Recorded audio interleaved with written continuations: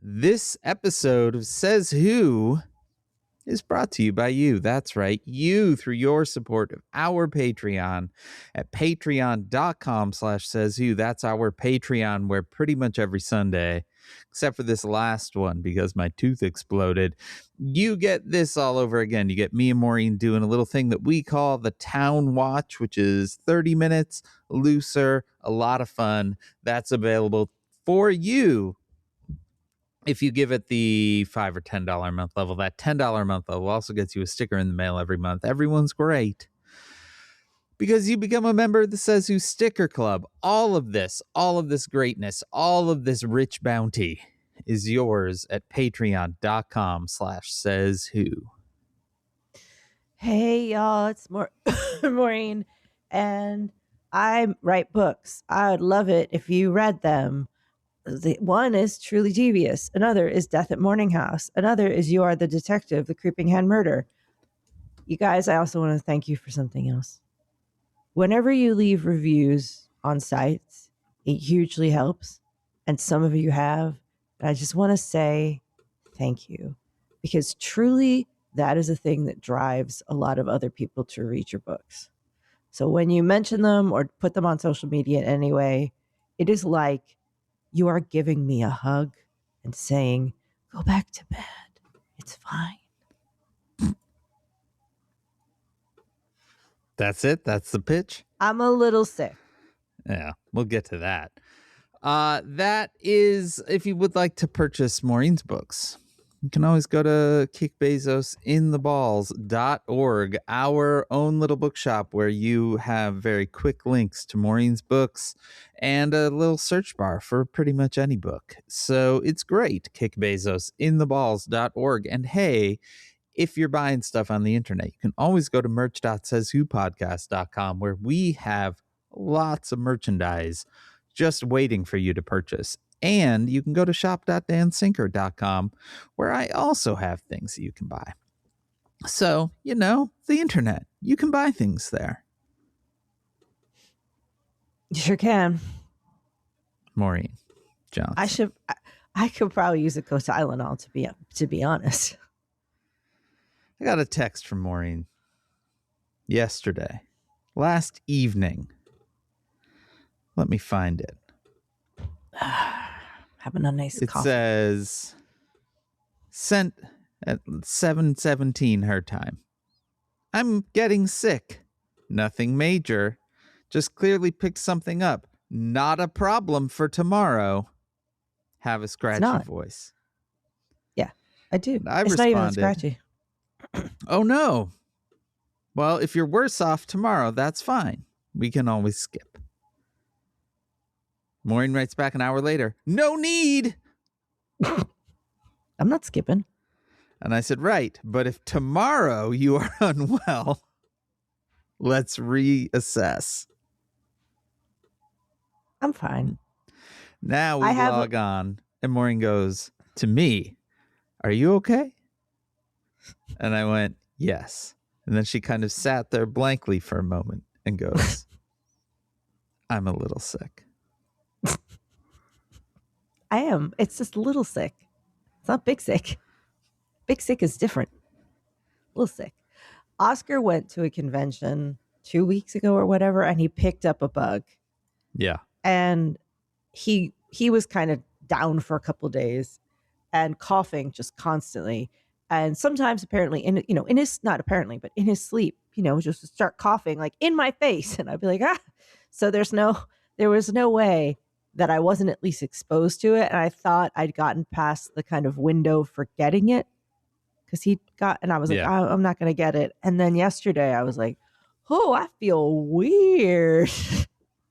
Well, perfect. When you first get sick and you're like, I feel weird. It's just weirdness that comes over you and you're like, yeah, I think I need to lay down.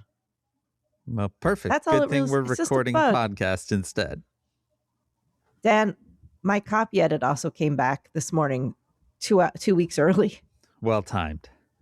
So I have 2 weeks to do it. So it starts now. Oh, you have plenty of time then. You can take a couple days of being sick. I have another meeting today. Okay. I was really focused this morning. I was like a laser. Uh-huh. And now a kind of fog is coming over me. This like I'm in a morning little light. was Oh. like the last 3 hours. Yep. Okay. I slept. Maybe we should start the episode. Let's just keep floating out to sea, Dad. Where I am. I'm out to sea. I'm out to sea on my little boat of sickness. It's a tiny boat of sickness. It's not the big sick boat. It's the little sick boat. It's the little sick boat. The little sick boat. It floats out to sea. The little sick boat. It barely floats. It barely floats 'cause it's just a tiny little sick boat.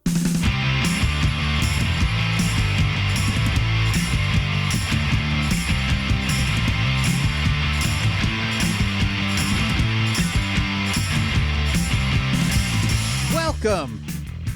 Oh, To Says Who, Dan. the podcast that isn't a podcast. Wait. What do I say then? You say it's a... It's a coping strategy. I'm... Maureen Johnson. And I'm Dan Sinker. Well, oh, Yeah. Freaky Friday to you. you wrecked my head. Oh, Freaky my God. Friday to you. I just want the record to state that Maureen Johnson does not randomly send me texts in the night that say, I'm getting a little sick. I got that, and I was all, I'm going to log on to a real ride with Maureen Johnson in the morning. It's not. It's not like when I had COVID and couldn't figure out where the horizon line was. Well, that was sure. different. Yes. That was a ride. That I remember. Well, that's good. I was sitting there and I was like, I'm going to do this. And I was in the little hotel room. I remember it well. Right now I'm still wearing my sleeping shirt, which is the Four Seasons Total Landscaping shirt. But it's all washed out. It's all washed out. Yeah. There's just a faint, now it's just a yellow shirt. It's like our memories. The Four Seasons will always be with us. It will. But I appreciate those shirts were sort of a magical moment. fading moment. Yeah. I also have a Four Seasons Total Landscaping mug. That one didn't fade. And I still enjoy it. Mugs have never coffee fade. out of it and I go, oh. Sometimes right. mugs fade. Mugs can fade. Oh, mugs can fade. But that one. So just erase what I said about mugs can't fade, because that's bullshit. I once had a Welcome to Night Vale mug that faded in about 3 washes. Yeah. Oh, no. It went to nothing. Yeah. I would assume that that was years and years and years ago. So I would guess that their merch quality has improved dramatically since. Oh, yeah. Yeah. Like that was OG Night Vale. I love those people. They're good people. They are good people. That show still. I know. Still good all these years later. Greatest honor of my life to be written into it. Lucky ducky. I know. To my surprise, they didn't tell me that I was written into it as a character. I just heard it and I was like, is that me? I confronted them. I was like, you fuckers, is that me? And they're like, yes. And I was like, well, don't you dare kill me. You bring me back. That's like a friend of mine who wrote me into an X-Men comic once. Shit. Yeah. I've written you into the new book. Kind of.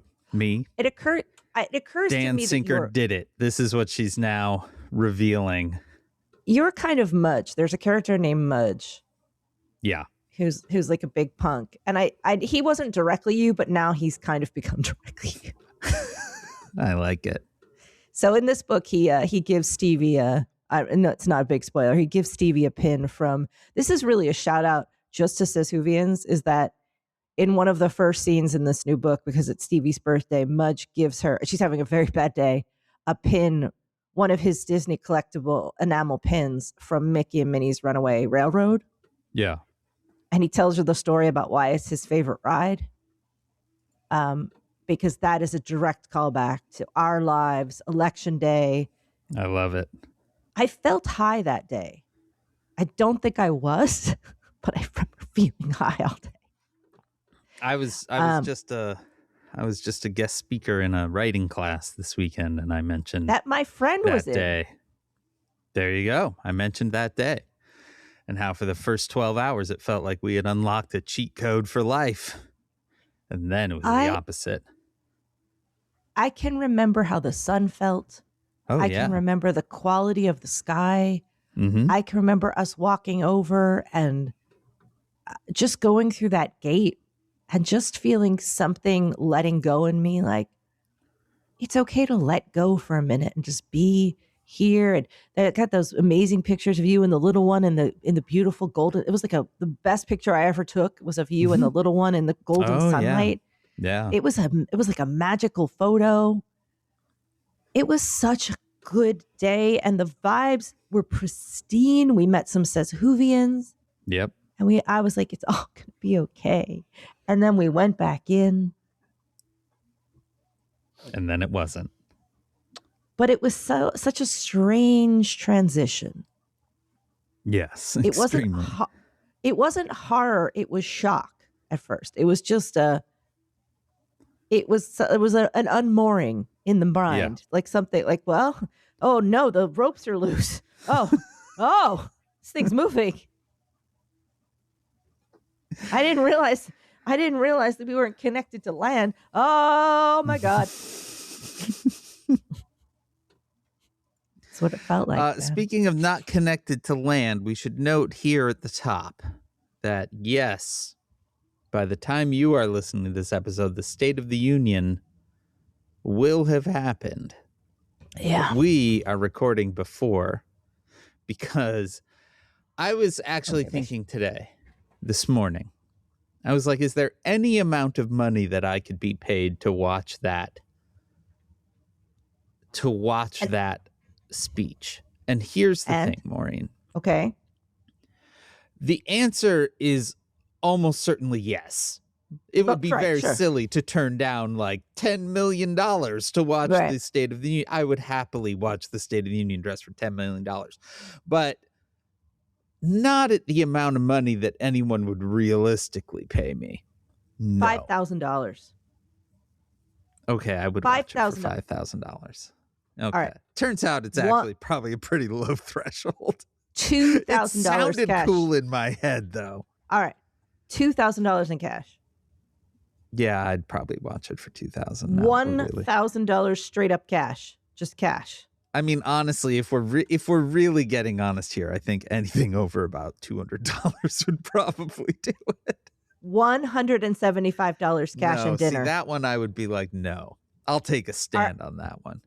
All right, $200 this cash. turns out to be a really terrible example. Yeah. A really bad example. But the point ultimately that I was trying to make was that we are not watching the State of the Union. And because it is taking place in the future, we are not talking about it right now. No cash, but somebody brings you fresh from LA those tacos from that place. No, I wouldn't do that. No, okay. I wouldn't take a guisado taco to watch the State of the Union. $200 cash. Yeah, even that feels $250. like I could not. I bet anything. Okay, anything under $500, I'll take a stand. $300 in cash. No. $300 cash. You can give it right to a food bank. $300. $300. Yeah, move on. This was a poor decision on my part to bring this up because it turns out actually I'm a cheap date. My friend Keely and I once decided that we were going to watch that really bad Batman and Robin movie, even if it killed us. Yeah. And it was like we'd entered a kind of stunt bet with each other. Okay. I remember at one point we were running around the room. We hid behind the sofa to try to get away from it. We put a blanket over the TV. Wait, this was just like on VHS or something? Yeah, we just like kept kind of, we just couldn't, but the thing was we could not turn it off and we couldn't leave the room. Okay. So we kept kind of doing things to try to escape it. So I feel like I've done this before, so I can handle it. There you go. Dan, we had a big snowstorm here in New York.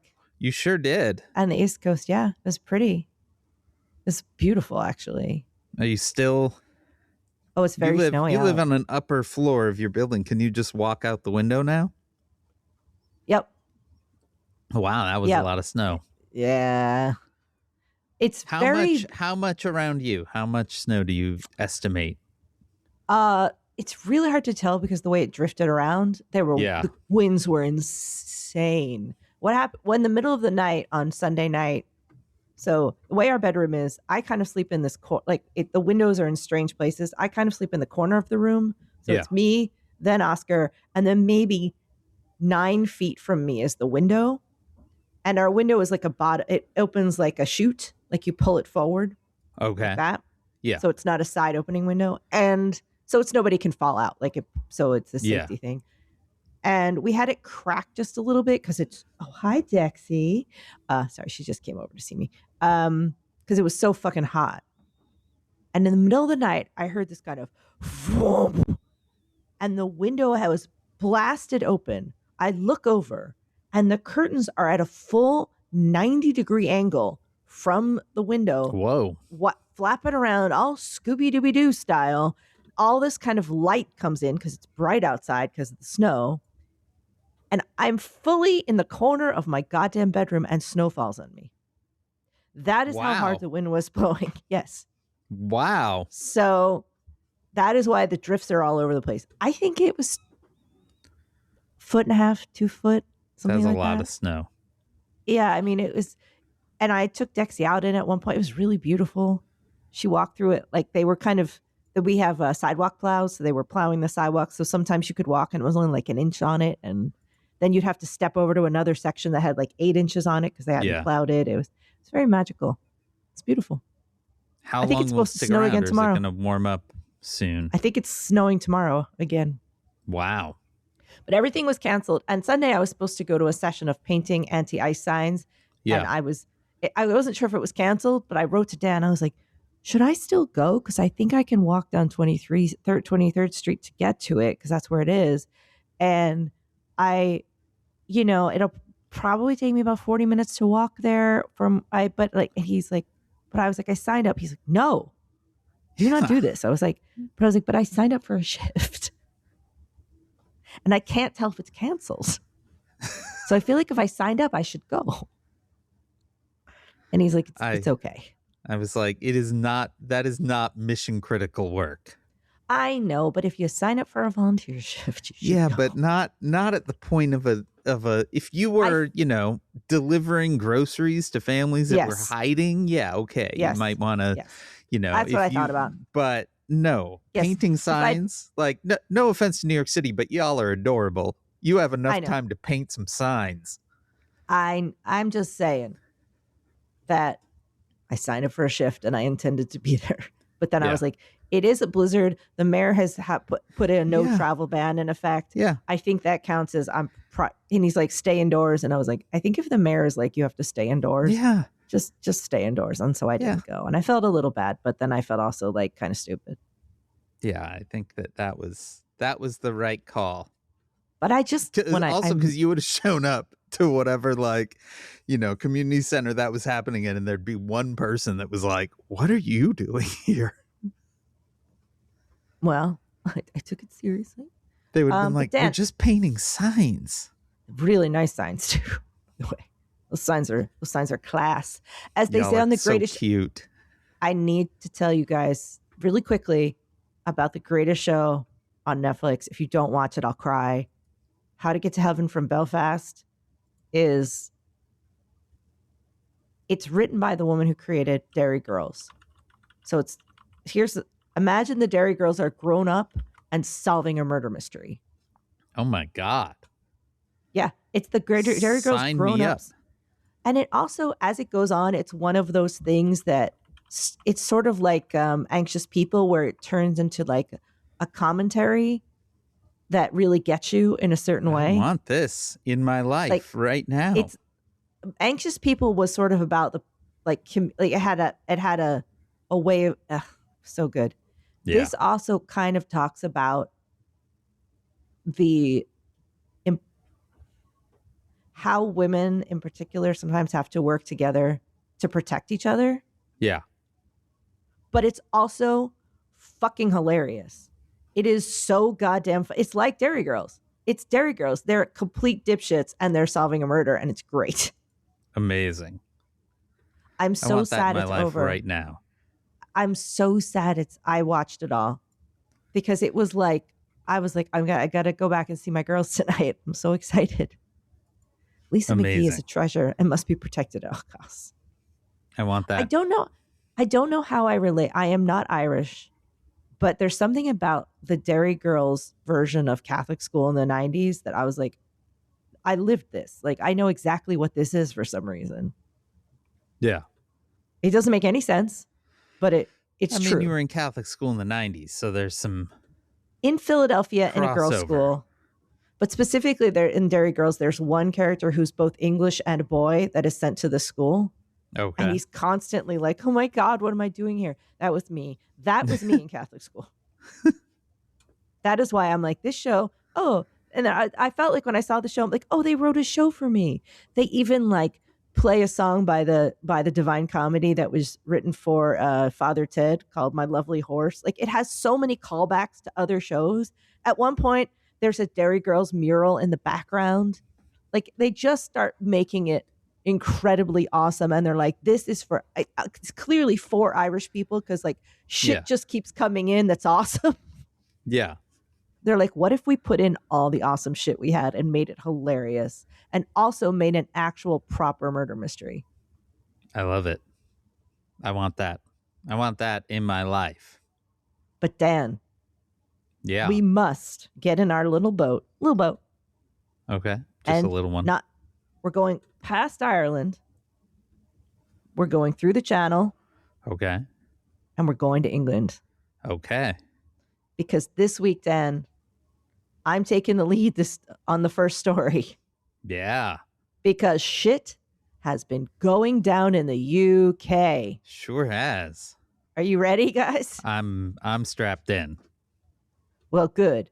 Because this is a ride, and it is happening in real time. UK news alert.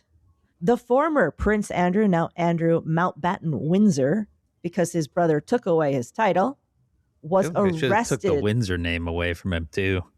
That is just a made-up name to make him sound less German. Was arrested on Thursday. Yeah. The former prince was arrested at his. He now lives on a little farm. It's not a little farm. It's like a big house. Definitely not a little farm. Yeah. But hold on, I have to close the door. There's a squeaky ball. Okay. Squeaky ball. Squeaky ball now lives with us. Squeaky ball's got a big voice. Squeaky ball talks a lot. She carries that. She found it at the dog park. She carries it around with her. She sleeps with it in her bed. It's the whole thing. Anyway, the former prince spent 11 hours in custody on his 66th birthday. Amazing. That's just funny. While officers searched his home on the Sandringham estate in Norfolk before he was released under investigation. But Dan, what was he arrested for? Here's the thing. Yeah. It wasn't about the allegations of sexual assault and the related crimes. Yeah. That's a separate matter, and they're still out there and they await action. That's a separate thing. This was on a charge of misconduct in public office, which is kind of a wobbly law that was written to handle basically any kind of terrible shit that needed addressing without being super specific. It's like, you fucked up. So, yeah. Now you're maybe thinking to yourself, what office? That's what I was thinking. I was thinking, what office? Right. Like, what job? None of these jokers had jobs. Right. Well, as per the Guardian, the Duke of York, as he was then known, because he's not anymore, he's just dipshit Andrew, became the UK's special representative for international trade and investment in October 2001. Sure. The role was described by UK investment as, quote, an extensive program of targeted engagements both in the UK and overseas to promote the interest of UK industry and the UK as a whole. End quote. So in essence, the role involved high-level lobbying as well as the handling of sensitive confidential briefs regarding investment opportunities and required close coordination with the UK's trade and diplomatic missions abroad. This is a fake job. Yeah. It's a hobnobby job where they send you out. Yeah, it's just a job that you give to a high profile person to be a high profile person in a meeting. And you get people connected. You say, oh, come to tea with me and I'll introduce you to so-and-so kind of stuff. Yeah. Well, the release of the Epstein files reveals that Andrew seems to have shared confidential documents with Epstein. So significant documents that he had obtained in that role. Now, here's where it gets amazing, because the royal family tends to be the rule with the queen was sort of like never apologize, never explain, say nothing, which is what got her in trouble with the Diana thing, because Diana died and she did nothing for like a week until everyone was like, say something, you freak. So I don't think they said say something, you freak, but words to that effect. Yeah. But in response to the arrest, King Charles released a statement that fucking day, put it out, and wrote, I've learned with the deepest concern the news about Andrew Mapman, this is kind of how he talks, and suspicion of misconduct in public office. What now follows is the full, fair, and proper process by which this issue is investigated in the appropriate manner and by the appropriate authorities. In this, as I've said before, they have our full and wholehearted support and cooperation. My family and I will continue in our duty and service to you all.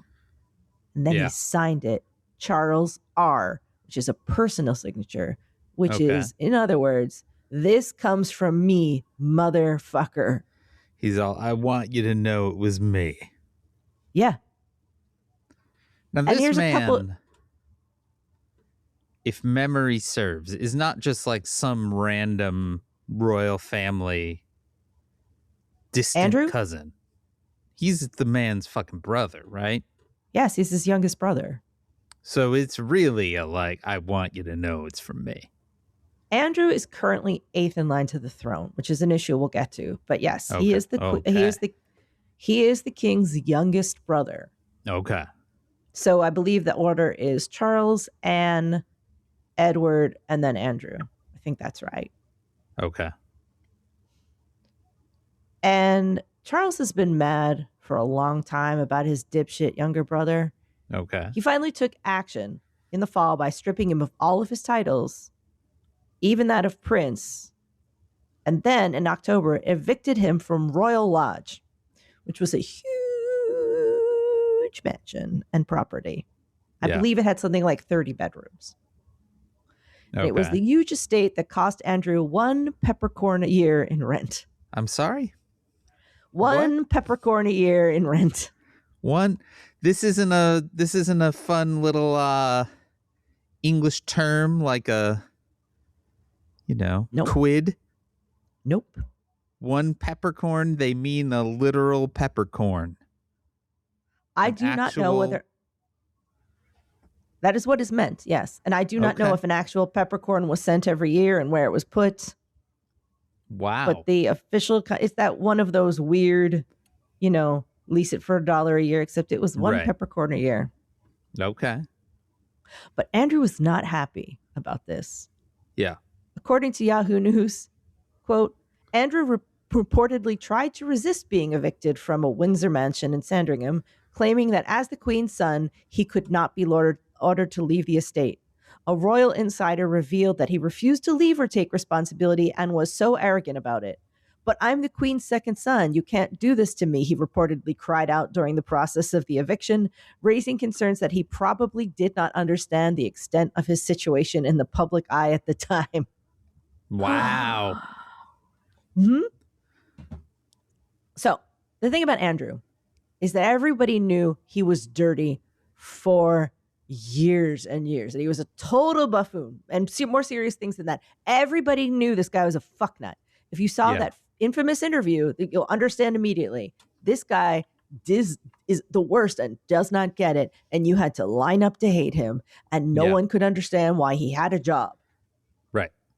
This also included the civil servants who are now starting to come forward, telling stories like how they tried to reject Andrew's expenses while he was out working as a trade envoy. So he would have to give his, receipts, and would put in things for like massages. And they were told they would reject them. They're like, we're not paying for this. Great. And they were told to accept these. And they just kind of disappeared them into other budgets. So in other words, no one could stop him from being a privileged dick who was wasting the public's money on seemingly one occasion, a nude massage in the palace, which he paid for with a palace check for 75 pounds. So now people have some questions. And what is going on right now? Yeah. This morning. Today, from the as per the Independent, the government has backed the Lib Dems' attempt to force the public release of files related to Andrew Mountbatten Windsor's appointment as a trade envoy. The party tabled a humble address. Now, it's an official thing called a humble address, which I don't know what I used to know what it means, but it's a special type of thing that you have to do. So in the comments, the same arcane mechanism the Tories used to press the release of the files on Lord Mandelson's appointment as ambassador in a bid to compel the government to disclose information about Mr. Mountbatten Windsor, who served as trade envoy. During the debate, Shadow Minister Alex Burkhart said it is possible to identify the hand of Epstein in the former prince's appointment. Oh, okay. So they're saying the job was given to Andrew on behalf of Epstein. Something like that. They haven't clarified, but that somewhere behind the scenes, Epstein is involved in somehow Andrew getting this position in 2001. Meanwhile, New Zealand and Australia have said it would support the British government if it proposes to remove Mr. Mountbatten Windsor from the line of succession. Because in order to remove him, you have to have an act of parliament, and they have to get all the Commonwealth countries to agree. And all the countries are coming forward and saying, it's fine. Like, no one has even asked them yet. And they're like, do it. It's fine. Do it. But Dan. Yeah. I have more to tell you. Okay. This guy, everyone now gets a chance to talk about. Imagine the worst guy in the world, and finally you get to talk about him. Yeah. This is where it's getting amazing. So members of the protection team are being encouraged to come forward and talk about what they may have seen while protecting the prince. Okay. And this is they got a resurfaced clip from 60 Minutes Australia. This is an older clip that had a member of, they interviewed a member of his protection team. Dan, let me read this to you in full. Okay, I'm in. I'm locked in. A former member of the Royal Protection Team, Paul Page, described how he and his co-workers referred to Andrew. He told reporter Tara Brown his official code, so if he were to come into the palace, his call sign was Purple 41. But he did have a nickname, but it's a bit rude to tell you. Okay. After some hesitation, Paul warned, but you won't be able to air it. He then revealed Andrew was known as, do I say this? Sure. Do I say that? Let's go for it. Guys, I'm sorry. We've published Says Who under an explicit tag on the various podcast apps for 10 years. Let's use it for once. All right. He then reveals that means when the Royal Protection Team was letting everybody know he was around, he was known as the cunt. Wow. Paul said the nickname was not random or exaggerated. In his view, it reflected how people around Andrew actually felt after encountering him. Wow. Paul explained, plain and simple, because unfortunately, he upset everyone he came across. He was the most unpopular member of the royal family while I was there. He was just rude and arrogant, and his sense of self-entitlement was breathtaking. Wow. What's interesting to me in that sort of assessment of him is especially he was picked up on his birthday. Right? Because that man probably thinks he's the specialist birthday boy of all time. Every year. Even though he's 66, it's still his very special boy's day, right? And that he got picked up on his birthday. And the thing is it's not like this was an emergency, right? And I'm sure that his older brother knew that they would do this and knew what day it was. Nope. According to sources, the police did not the official account says the palace was not informed until like an hour before. Well, or of something course, like that. that's the official account. I think it may be true. I think it may be true. There is no part of me that believes that they weren't like, hey, we're thinking about picking him up tomorrow. And that got back. And the King of England was like, yeah, that's fine. I think they may have told him that they were going to pick him up at some point, but I genuinely think it might be true that he didn't know when. I don't know. I think Well, that's then. like the ultimate fuck you, because he was like Oh. ready for his little birthday boy. There was probably a knock at the door and he thought it was his little birthday boy surprise. I think that while you're joking, it's closer to the truth than you think, because he was famously Mummy's favorite boy. You're right. He was Mummy's boy. He was indulged by the Queen. The Queen knew he was a fucknut. Everybody knew. That money that came for the Virginia Giuffre settlement most likely came from her. Yeah. Everybody knew. And like, he was just kind of indulged and just treated like he's famous for his very special arrangement of his teddy bears on his bed. Like, truly. Yeah. So when you say he was Mummy's special boy, he's Mummy's, but then there's more. Okay. Not about him, because this morning, the former UK ambassador to the United States, Lord Peter Mandelson, a.k.a. Mandy, a.k.a. the Prince of Darkness, was arrested on Monday on the same charge, misconduct in public office. The Prince of Darkness was also found to have shared sensitive government documents with Epstein. This revelation came about 2 weeks ago and threatened to topple Keir Starmer as prime minister, though that ship of the Keir Starmer being prime minister seems to be stable at the moment. He also appears in several photographs in the files of him just kind of standing around in his underwear, just chatting and doing business. So the bottom line of all of this is, while here in the United States, we're sitting here with 7 million pounds of dynamite, no one has a match. And in the UK, they have taken a few sticks and lit them the fuck up. Yes. Yes, they have. I think it's also worth mentioning that there's a photo of Andrew after his questioning by police in the back of a car. And sure is. You have never seen a photograph of a person that more accurately looks like they are staring at a fucking ghost than that man at that moment. So he's kind of leaning back. So he's sort of at an angle, and it's kind of looking down his chin and like kind of up from his chin. Like and to me, he looks like he has been snatched and thrown into like a luge at the surprise motherfucker Olympics. Like, he's just been strapped in and sent down the chute.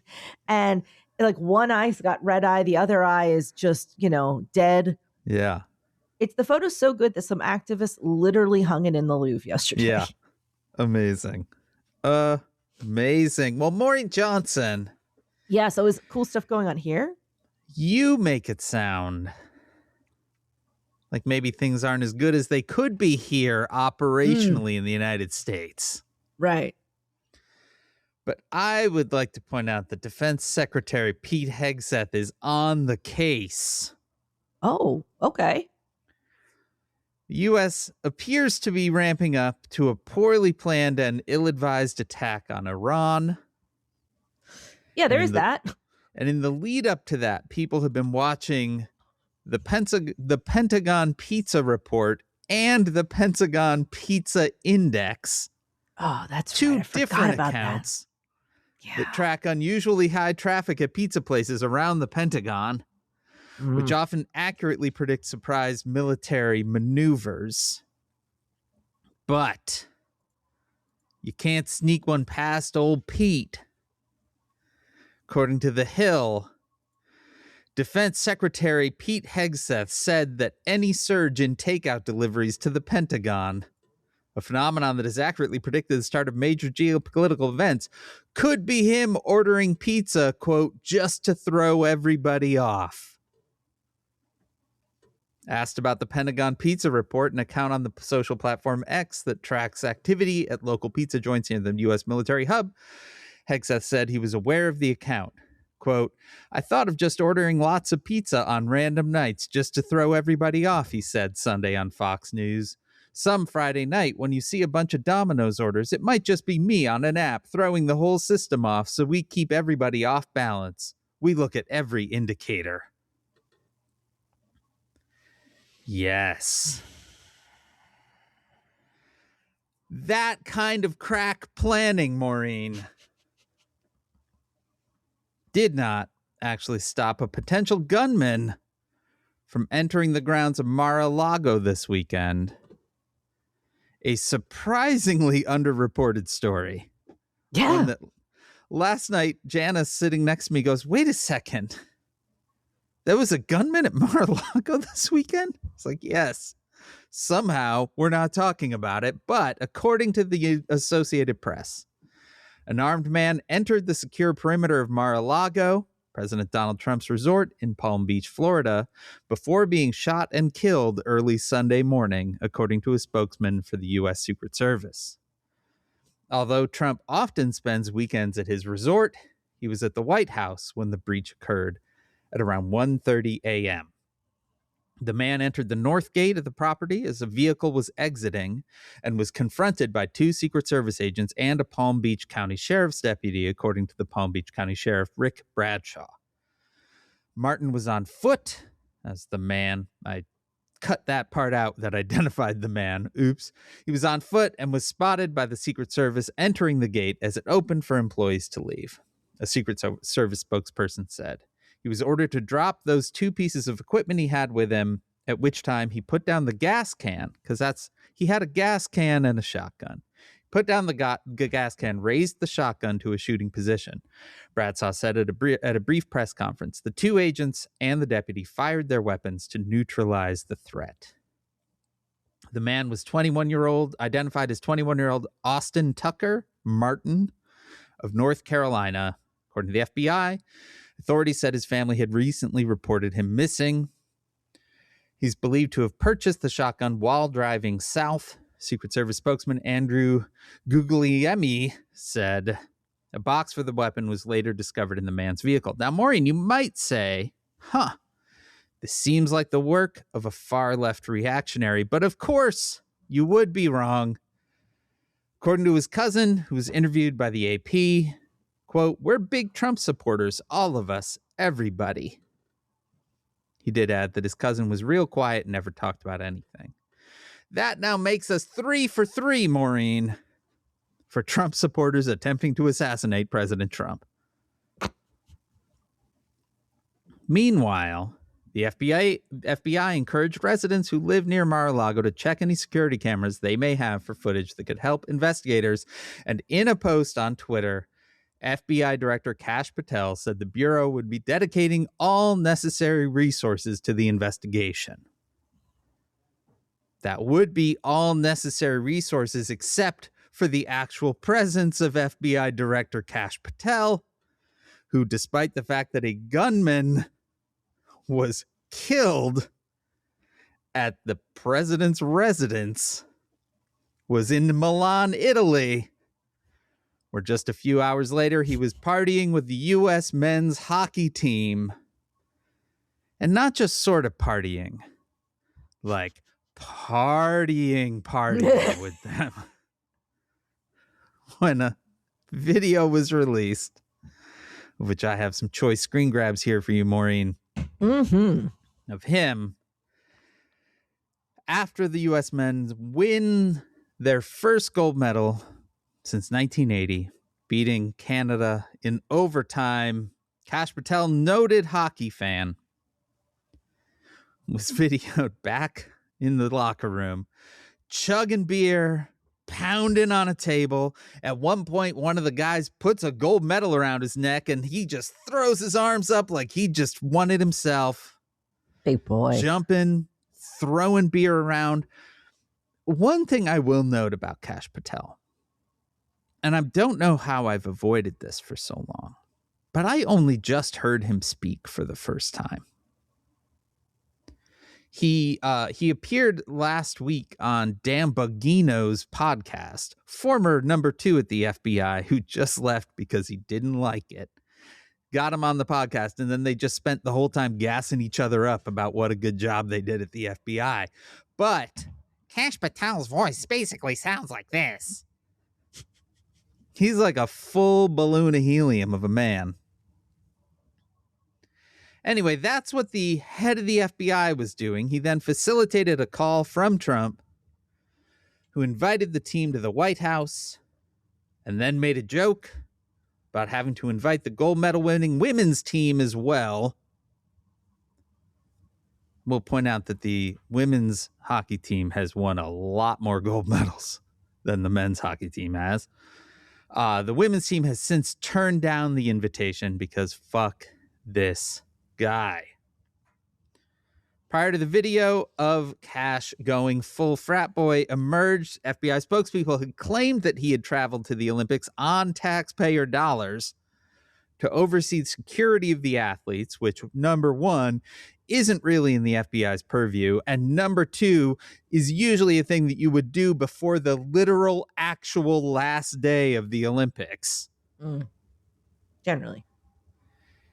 It's also worth pointing out that the highest profile kidnapping case that this country has seen in a while, the middle of the night disappearance of Today Show anchor Savannah Guthrie's mother, that is something that very much does fall under the FBI's purview. It has remained unsolved for nearly a month. That case is, while I dislike the extra attention it gets because of, fame and etc. Yeah. It's horrifying. And oh my God, that poor woman. I mean, just the idea of anybody's, 85-year-old mother being apparently dragged out of her house during the night and finding blood on the porch and ransom fucking notes. Oh my God. Yeah. Oh my God. Yeah. That's a horror show. I mean, that's sort of like part of the whole reason the FBI was put together. Absolutely. One of the first, did you see it before or near the, it would have been around for the Lindbergh baby. Right. That kidnapping was in the 30s. I think it was probably 33, 34. It was 32. And I know 32, this okay. because in my research about George Dale, in 1932, when he's having all these problems with the feds, the headlines are literally like his shit and the Lindbergh baby kidnapping. Yeah. I use that as kind of a frame for the first story of Truly Evis, but I altered the year. So I in my head, I was like, okay, what year was it actually? So the FBI was founded in 1908, but it did a lot of kidnapping shit back in the day. There were a lot of kidnappings back in the day. There was a kidnapping thing. Wild. There was a kidnapping boom. Yeah. Kidnapping was like fairly fucking common. As in the 70s for a while, so was plane hijacking. It was just a thing.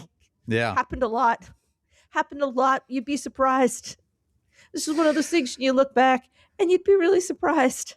I was a kid and I was very worried about our plane being hijacked. And I still very distinctly remember my mom going, "Don't worry. If it happens, it's fine. You just fly to Cuba and then you'll fly home." And I'm like, "Oh, okay. That sounds great." That was sort of the thing, is they're like, we're going to take this plane to Cuba, and the plane would go to Cuba and they would get money and then everyone would fly home. Yeah. It happened more than you would think that it would happen. Yeah. But yeah, kidnapping in like the 20s, 30s was wild. Yeah, there was a lot of it. There was a lot of it. But Dan, I've pulled out our Says Who shoes. And I just want to be clear. Okay. Because I think we did one of these on a weekend. On a town watch? On a town watch that we have 2 squares now. Yeah. And this really confirms it. We have Dan Goes on a Side Quest and the Royal Scandal. Yeah. Now, I want to have a question about one. Okay. Canada Strikes Back. Canada's been taking a couple shots. Do you think that counts as Canada Strikes Back? I don't know that I would call it full striking back yet. All right. What about Trump pratfall, like when he gave a speech where he sat for a speech yesterday and then just got up and started wandering around? Just wandered around. The pratfall involves falling, though. Falling over. All right. I feel like we're on the verge of a number of these. Yeah, we have Mar-a-Lago floods. We didn't have Mar-a-Lago gunmen with gas can wanders in. True. I haven't officially gotten a side quest yet, but we're approaching. Yeah, that one's coming. Let's see here. Midterm election shenanigans. That's definitely going to happen. Yeah. polio AOC announces against Schumer. That one's gotta be, right? That's polio gotta outbreak. be. I mean, if we have pictures of RFK Jr. working out in jeans with Kid Rock, then how have we not discussed that? Here it is, 50 minutes, and somehow enough has happened that has pushed itself out of my memory. Last week, the official Department of Health and Human Services released a video of RFK Jr. in a sauna, shirtless, in jeans, with Kid Rock, working out together, drinking whole milk together. At one point, RFK goes into a cold plunge pool in his jeans. Yeah. In his jeans. The thing that is always a little bit amazing to me, when you peel back how fucking evil these folks are, when you move past how incompetent many of them are as well, just staring you in the face every now and then is just how fucking weird they are. And that man is fucking weird. What is the deal with jeans? What is the deal with him and his jeans? If you work out in jeans, you should be put in jail for 4 days. I don't know. I don't make the rules. I'm just saying, like, go to jail for 4 days. You worked out in jeans. Get out of here. Also, JD Vance, when he went up on his little skiing trip, remember all those people holding up signs that said JD Vance skis in jeans? Like, it was... They're just all so fucking weird. They're all such fucking weirdos. Like, they're all so fucking weird. Peel back everything else, and they're just fucking bizarre people that somehow command our attention and lives. I just looked over to Blue Sky, and somebody posted a graphic that's actually easy to read, that, and with a quote, says, and I just looked at it because I was actually going to read part of an article sort of about this, that about how basically Epstein had all these connections, like, you know, possibly getting people jobs and things, that actually strangled out women in STEM. He was like, women aren't smart. And so all of these grants and things, women were actively strangled out of these positions. Yeah, definitely. But someone put up this graphic and quote, "The men implicated in the Epstein files reinforces that I spent half my life explaining to men that their simplified, optimistic view of other men doesn't line up with the experience of women and girls trying to dodge sexual harassment, assault, and abuse attempts." Leslie Morgan Steiner. And then there's a graphic, I do not know if it's attributed to her, that stated, "I've learned that a lot of guys visualize our social environment like this." And there's a long, long strip of white and then a tiny little piece of red that says "Craven Evil Men." And then there's like a strip that with more gradations that goes from "Heroic men will intervene," "Well-meaning men who underestimate the issue," "Men who think predation is an unfortunate fact of life," "Men think certain women deserve it but aren't actual predators," "Men who passively enjoy, consume, encourage predation," "Textbook predators we're all aware of," and then "Monsters so cruel we can't even fathom them." And let me tell you how, first of all, I want to say that you are heroic men who will intervene. I mean, which is why you are my friend. Yeah. You'd be surprised how rare it is. I wouldn't be, because you know what? I'm a fucking man and I've had to live amongst them. I live amongst a lot of well-meaning men who underestimate the issue and men who think predation is an unfortunate fact of life, and definitely men who think certain women deserve it but aren't active predators. Yeah, for sure. And then, of course, some of the others as well. But just explaining, I've had to so many times just had to explain to guys who just don't get it. Yeah. Like what it was like. It's just different. Yeah. It's just different. You see the world with different eyes, which Yeah. I would assume, and again, being white, but like it's also people of color, especially Black women, have been like, yes, that is Yeah. why we have been doing this work for so long, because we are well experienced and we've put the structures in place and we know how to deal with it. Please study these documents, which we have carefully prepared. We know what we are doing. For real. But just explaining, like, yeah, how common and, just the shit, Yeah. just the shit Yeah. that makes our world different, but also sometimes makes us like fucking Valkyries. And that's part of the reason I want you to watch How to Get to Heaven from Belfast. Yo, I want to watch that so bad. This is the issue that has suddenly come up in the last, I would say, month or two. Like, suddenly Janice and I are like, let's go to bed when the kid does. So now we have like, because the kid's going to bed a little later, and suddenly I think it's just because it's like dark, it's like we're still in the winter. So like the time for watching television is vanished. We gotta stay up to watch it. Oscar and I, because we're disgusting people, we have a large, beautiful table that we don't use. It's big. It's a farm table. We can wrap gifts on it and do projects on it, play games on it. It's great for that. What do we eat on? That disgusting folding table that I bought for COVID. Still. So where does the large farm table live? Because your place isn't that big. Have you been here? I've never been inside your house. It's pretty big for a New York apartment. I think it's like 1,300 square feet. Something like that. But a large farm table takes up it's in the, so we have a like measurable part of 1,300 square feet. We have a kitchen that's sort of separate. We have a separate kitchen. And then we have like a combination living room, dining room, like a big space. Okay. So the farm table is over here this way. And then our kind of TV, sofa, Oscar's workstation, everything is on the other side of the room. Yeah. Like the window side. So the table is just over here along the wall. It's a great table. When we first saw it, I was like, that's a table. It's a big flat table that you can do cool stuff on. Like you just look at a big table like that and think of all the things you can make on it. Yeah.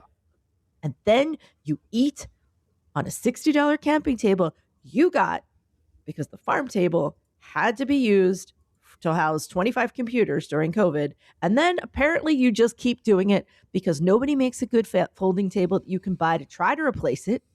Okay. You look and there's really no such thing as like nice dirtbag table made of wood. Okay. Now, if you guys have a line on a nice folding table that like it lives in the closet, we pull it out each night. It's like, get out the table. It's time to eat.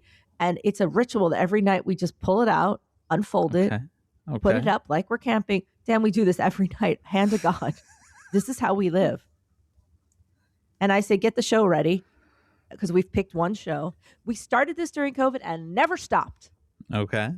We have dinner there on it and we watch our show. We have one show a night. Okay. Couldn't you just adjust things so you use the big table? No, not really. It wouldn't, like the way everything is positioned, it doesn't really work. Okay. I've thought about that and it just doesn't really work. All right. But it's just how we live. It's all right. When I think about it sometimes, I'm like, are we disgusting? I think about that all the time when it comes to our house. Because the answer is we yes. have this big, nice table. And I make sort of overly elaborate dinners too, because I get really into it. I'm like, I'm going to make a curry and I'm going to make a side. And I come out and here's like all the sauces I've made. Like I just get in there and go crazy. I'm like, I've made 25 sauces. So like we're eating pretty but I'm like putting it all out. But I'm putting it out on a camping table, Dan. That's unhinged. It's not, Dan. It's fine. Okay. I wish. Are any carpenters out there that I could pay you and you could make me a table that isn't gross? I have a friend that's a carpenter. He probably would. There's got to be a way. I mean, there's definitely a way. This is a solvable problem, but I have looked so many times on Etsy and various sites just to try to find something that would work. And it's just currently not out there. I mean, Like a something. wood. It's like a size of a camping table. So it's Okay. like this, you know, like 6 feet long, 5 feet Yeah. long. Maybe it's 5 feet. Yeah. And it just folds in half and has 2 little hooks. Okay. That's what we use. It's a Yeah. camping table, Dan. We So you still just use the want camping that, but real. but nice. I'll connect you with a guy. This is an entirely solvable problem. I have tried. It's like TV tables, Dan, except it's one and it's Yeah. grosser. It's like we have a TV table, but it's gross. I know a really good dude Okay. who Could solve this has a problem. whole wood shop and makes good things. So What a gift. yeah. Also, my mother sent me a birthday check. I was like, do not send me a check. She's like, I'm sending you a birthday check because I know what you want. So I want you to get it. So Oh my I God. ordered an order of plants from a place called Fast Growing Trees. Yeah. And I got 6 plants the other day. So I've got my new plants. I've got a little plant care kit coming.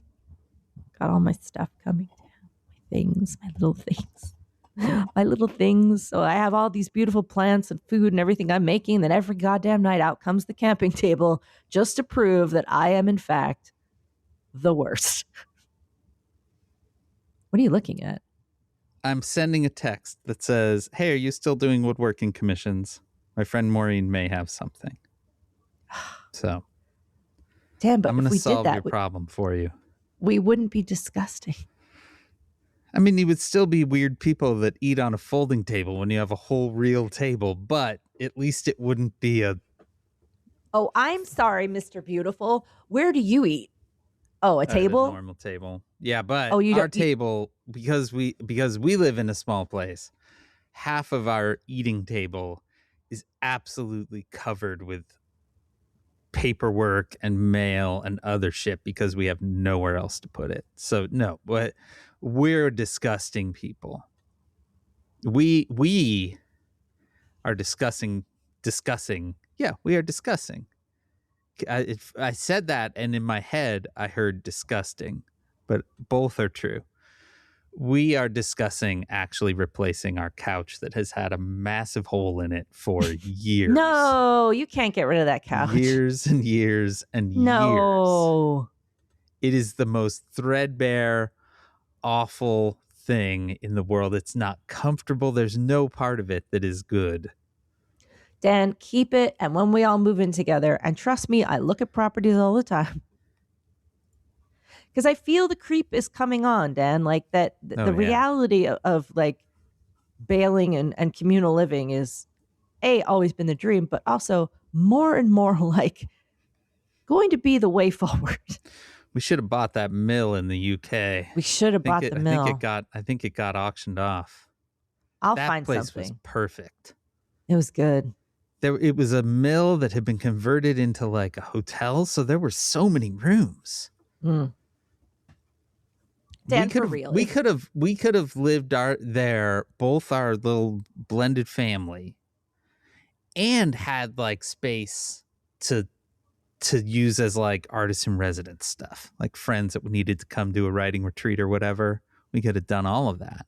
I believe there was also an Indian restaurant sort of connected to it, like it was next door. It was like literally next. I think they shared a parking lot. That would be dangerous, though. Would have been deliciously dangerous. It would have been delicious, but my God, I would have. I just every night I'd be like, well, that would have been. Well, the I best. guess. I think about I that. guess mill. we're gonna. I also think about that. That was not the most usable space, but that space that was actually a station house on a working train line where your back was actually the platform. Oh yeah, that was that place Dan, was amazing. I am always 45% to 55% serious about this. I'm probably more in the 55 to 65 range. If I gave you $325 in cash, yeah, would you watch State of the Union? No. $350. No. $375, and it's in usable bills, 20s and 5s. That gets closer, but still no. I think I start to waver around 400. 420s. Yeah, that would be nice. 420s and a really good sandwich. of your The choice. thing is, I am ready to eat a really good sandwich, but we keep recording past this hour point. So I am going to say Says Who is made possible by you through your support of our Patreon at patreon.com/sayswho, our Patreon, where pretty much every Sunday, except this last one because my tooth exploded. I'm happy to report that you haven't heard me slurring this whole time because you've got a full-on tooth missing. Yeah, I've got a full-on tooth missing. But yesterday, well, all weekend long, it was like I had a little tiny collection of miniature razor blades in my mouth, and they were cutting my tongue. Mm-hmm. And I went yesterday, and the guy was like, "Oh, wow." He reached in and he touched it, and he was like, "That is really sharp." And I'm like, "I know." Yeah. He's like, "Whoa, wow, how have you lived like that?" And I'm like, "Well, I called your place on Friday when it happened." And he was like, "Man, wow." And he reached in again, and he touched it again. He's like, "Yeah." That was how I lived. But he dealt with it. Temporarily dealt with it. I'm getting more dealt with on Thursday. But this was all back to your support of our Patreon at patreon.com/sayswho. Our theme music is performed by Ted Leo. Our logo was designed by Darth. You can contact us at sayswhopodcast.com on Blue Sky or at sayswho@omfg.town on Mastodon. You can always email. Who doesn't like email? I like email at hey, that's HEY at sayswhopodcast.com. Join the discussion on Facebook at /group/SaysWhovians. Our Facebook group is moderated by Janice Dillard. There's also the fan-run Discord server at tinyurl.com/SaysWhoDiscord. Whatever you do, spread the word, subscribe, leave stars and reviews on Apple Podcasts, Spotify, or wherever it is that you listen. And you can join us next Wednesday. Maureen just walked away. Next Wednesday, March 4th, for our very next episode. Oh no, she grabbed her tray of rocks from my basement in Chicago. I am Dan Sinker. They had been shifted. They were out of order. I had to fix them. Hold on. This one needs. Oh, I remember this one. Oh no. All right. I just want to show you my. Oh no, I'll show you my favorite one later. This is good. It is this one though. It's got a line down the middle of it. Okay, they're all set now. Shh, everything's fine now. This has been Says Who.